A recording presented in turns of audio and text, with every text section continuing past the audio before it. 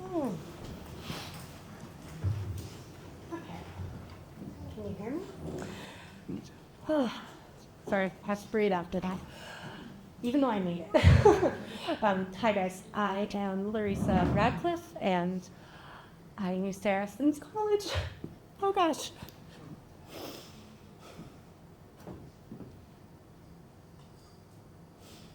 I've done this 3 times today, and I still cry. um, I never thought that this would be the speech I would make when I met Sarah, but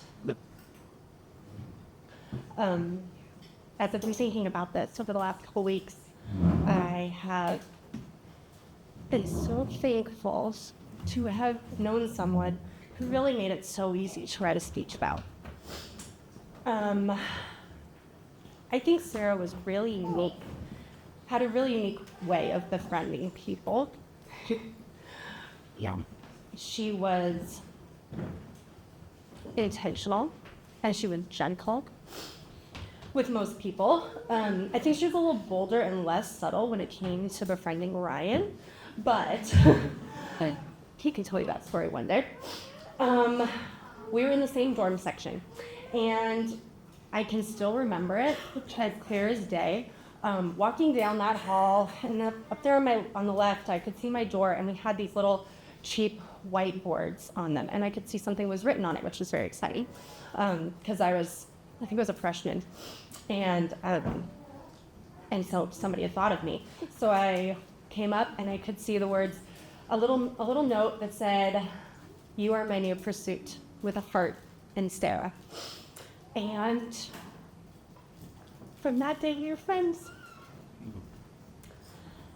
I never exactly found out why she chose me. I don't know if we ever even talked about the fact that she'd written something on my board, but we were friends. And so as I'm thinking back to why, I think maybe back then I thought it's because we had some superficial things in common. We liked the same TV shows. We liked Gilmore Girls and Bones. I don't know if anybody knows. Those are very dramatically different shows, but that was our friendship.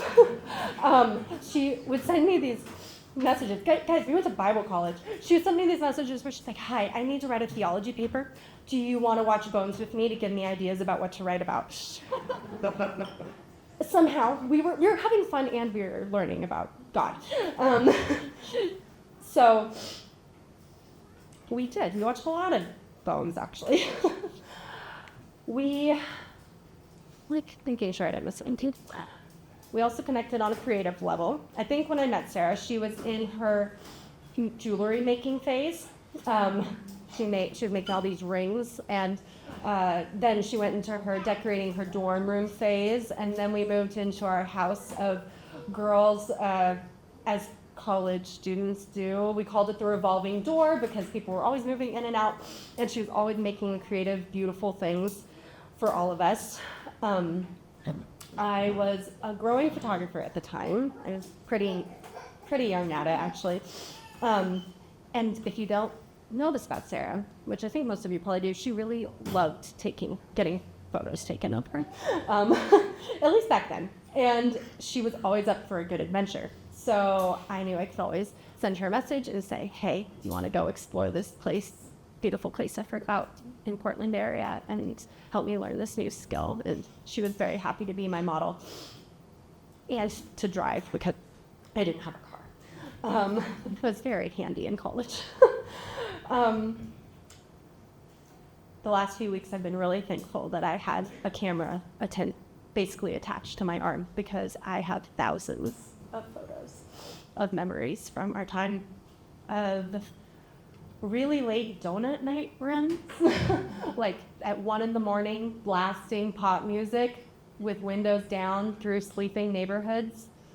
We did immature things, guys. She was a kid, like we were kids.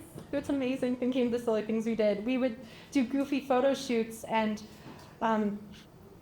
then I got to help Ryan plan their proposal, and I got to take pictures of that, and then I got to take pictures of their kids at our first GEM conference together after we were all in the same org, finally. Okay, so back to uni days. I know I got distracted. I knew that we were going to be real friends when we started talking about Europe and missions. I don't remember why we started talking about it, but I remember we were in the library, and within minutes we were planning our whole European adventure. And let me tell you, we could not afford what we were planning, but it was going to be awesome. We were going to go everywhere, and rooted in that romanticized dream of travel was a growing passion that we both had for this side of the world. And I was still figuring out where God was calling me. I do live in Germany, so I am on this side of the world. But she was convinced that London was going to be where she would be.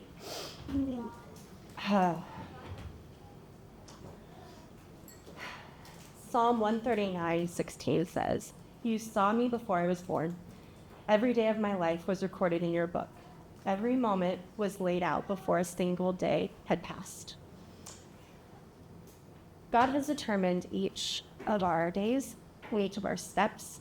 So when he placed an undying passion for London on Sarah's heart, he knew that this would be her final earthly home. That was purposeful. And I keep asking God what that purpose was. I do not pretend to know God, the will of God, in all situations. But I believe that a part of that purpose was all of you in this room.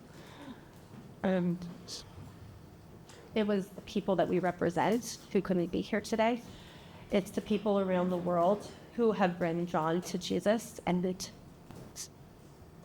been praying on her behalf. I knew this would be the hard part. I saw this in my own life over the last year. And honestly, I was a little mad about why I was praying so much. But I've also been so thankful to see how real God has been in my own life, and how I keep hearing of other people who have never met her and been drawn to Jesus because of her. That was the kind of impact she had. And it was reaching to every corner of the globe, literally. I am sure we all have different words that we could use to describe Sarah. Mine today, I had lots. Mine today are generous and loving. She had a heart to see others through the love that God was growing in her heart. And she was really good at it.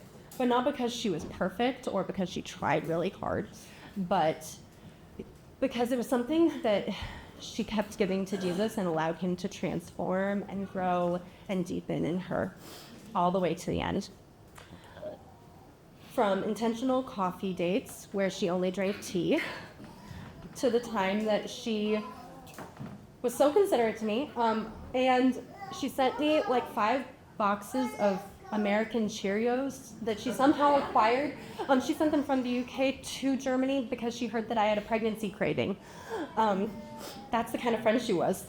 And she's intentional and loving in how much she wanted to care for young mamas like herself. She would love sitting with mamas and riding with mamas and doing her pretty playful mama account, which I'm so grateful exists so that I can go back and learn more always. Yeah. In each unique season, she found a new and deliberate way to step out in faith and do what God wanted her to do. Over the years, she grew to know her capacity as the human that God had created her to be, but most importantly, she continued to grow to be the child of God that he had intended her to be. We, all of you in this room, got to see different pieces and seasons of Sarah in different stages and seasons. And that's a huge shift. Because we are now sitting in this room and we get to share about all the parts and perspectives that we have of her. So going back to uni, why did she pursue a friendship with me? I've been thinking about it a lot, and I think it's because that God knew that I would be sharing help.